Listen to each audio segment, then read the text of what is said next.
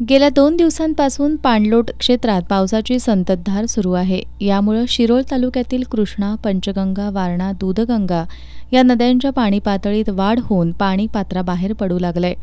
बहुतांश ठिकाणी नदीकाठच्या गवताच्या मळ्यांमध्ये पाणी शिरलं असून नदीकाठच्या विद्युत मोटारी बाहेर काढण्यासाठी शेतकऱ्यांची धांदल उडाली आहे. सध्या श्री क्षेत्र नृसिंहवाडी इथल्या मंदिराच्या मुख्य गाभाऱ्यासमोरील पोर्चजवळ पाणी आलं असून पावसाचा जोर कायम राहिला तर काही तासांमध्ये पोर्चमध्ये पाणी येण्याची शक्यता आहे.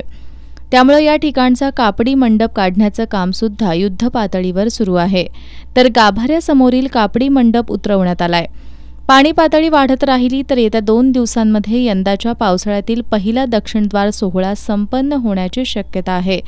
सध्या तालुक्यातील तेरवाड, शिरोळ, राजापूर बंधारे आणि कुरुंदवाड, अनवडी इथले पूल पाण्याखाली गेल्यानं या ठिकाणची वाहतूक ठप्प झाली आहे. संभाव्य पुराच्या पार्श्वभूमीवर जिल्हाधिकारी अमोल येडगे यांच्या आदेशानुसार तहसीलदार अनिल कुमार हेळकर यांच्या नेतृत्वाखाली तालुका आपत्ती व्यवस्थापन यंत्रणा सज्ज झाली आहे.